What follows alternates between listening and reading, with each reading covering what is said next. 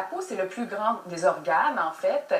Et ce livre-là est quand même fascinant parce que non seulement j'ai appris beaucoup de choses, parce que c'est très, très bien vulgarisé, ce livre-là. On apprend plein de choses, mais en même temps, c'est très pointu. On sent qu'il y a un background scientifique derrière. Et puis, je pense que ça peut être un très bon livre à consulter, un livre de référence aussi. Un livre qu'on peut laisser, entre guillemets, traîner si on a des ados à la maison, pour comme moi, par exemple, pour qu'ils prennent éventuellement des bonnes habitudes sur la peau. Alors, cette lecture-là m'a donné envie, je l'avais déjà rencontrée, mais de faire une entrevue avec elle. C'est une gourou de la peau, c'est une passionnée depuis plus de 20 ans. C'est une pionnière de la thérapie luminaire LED. Okay. Ça a été aussi l'esthéticienne de l'ex-première dame des États-Unis, Mme Michelle Obama, qui lui avait été présentée par Oprah Winfrey. Ça se place bien dans une conversation, n'est-ce pas? Oprah Winfrey, elle est toujours d'ailleurs son esthéticienne depuis plus de 9 ans. Et ce que j'aime particulièrement de son approche, c'est less is more. C'est une approche très minimaliste. Elle pense que la peau n'est pas conçue pour recevoir des tonnes de produits et d'avoir tous les effets de ces produits chimiques-là, en fait. Okay. Que de toute façon, on pourrait en avoir moins. Donc, la routine cosmétique, ça date de milliers d'années. Déjà, chez les Égyptiens, c'était très important de faire ça.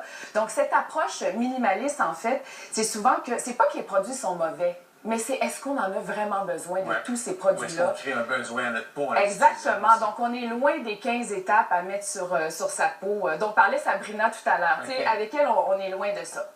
Donc, ça ne veut pas dire d'aller jeter tous vos produits maintenant, parce que d'une part, ça ne serait pas très environnemental, puis ça ne serait pas bon aussi pour le portefeuille, mais c'est éventuellement de continuer à utiliser ces produits-là, puis une fois qu'ils sont terminés, de se demander, est-ce que c'est nécessaire? Est-ce que ma peau en a vraiment besoin? Parce que quand on en met trop, la peau, elle a tendance à être en état de crise. Elle a tendance à être saturée de produits, et c'est à ce moment-là que proviennent les problèmes. Et que quand on arrête de mettre ces produits-là, on se rend compte que les problèmes s'en vont. Alors moi, la première question que j'ai posée à Jennifer, de quoi on a besoin? Quelle serait la base? On l'écoute. La base, moi, je dis aux gens, un bon nettoyant et une crème. Ça, c'est la base. Okay. Et avec ça, on peut faire plein de choses. Donc, et un bon nettoyant veut dire, souvent, je vais préconiser un nettoyant qui va être comme un lait. Tu sais, quelque chose de plus crémeux. Moins asséchant. Beaucoup moins asséchant. Je vais éviter tout ce qui est mousse et gel. Je vais juste préconiser les mousses et gels plus à l'été, ou si on a beaucoup de crème solaire, exemple l'été, on a plus chaud. Donc, ça va faire un nettoyage un peu plus en profondeur. Mais pour les Québécois et les Québécoises, ce temps-ci de l'année, c'est un non. Donc, on peut avoir un nettoyant qui va être plus crémeux. Donc, déjà là, si on regarde les ingrédients, on regarde tout ce qui va être marqué hydratant, doux, c'est une bonne piste. Okay. Et par rapport à une crème de ce temps-ci de l'année aussi, on va aller chercher quelque chose qui va être plus nourrissant et plus hydratant. Donc, un nettoyant et une crème, pour elle, ça pourrait faire l'affaire. Un des gestes très importants, c'est de se nettoyer le visage, mais encore là, pas à outrance. Tu sais, quand je te dis, elle a une approche très minimaliste. Pour elle, c'est nettoyer le visage le soir, même si on n'a pas eu de maquillage, mais pas nécessairement le matin. Elle dit, le matin, on n'a pas besoin de se laver en profondeur le visage. Et ça, c'est une routine pour vous, les hommes, pour nous, les femmes, et pour les enfants aussi. Mais j'ai bien dit pour vous, les hommes aussi. C'est important de le faire. Alors, dis-nous, selon toi, est-ce que parce qu'un produit est plus cher, il serait meilleur? Ben non. Exactement. C'est vraiment pas garant d'une meilleure qualité. Au contraire, très souvent, l'argent va pour le marketing, va pour l'emballage. Et d'après Jennifer, en fait, il y a un pourcentage qui peut être assez faible de recherche et d'ingrédients. Donc, c'est pas la peine de casser sa tirelire pour penser qu'on va avoir une meilleure peau. Alors, pour avoir une routine de soins adaptée, bien, il faut connaître son type de peau. Ta peau, ma peau, votre peau est complètement différente.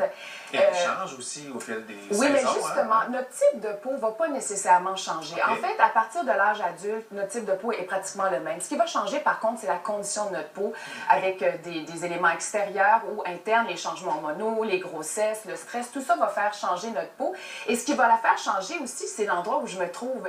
Si je passe l'hiver en Floride, les chanceux qui passent l'hiver en Floride, c'est sûr que ma condition de peau ne va pas être la même qu'ici au Québec avec l'hiver puis la tempête qui arrive, par exemple.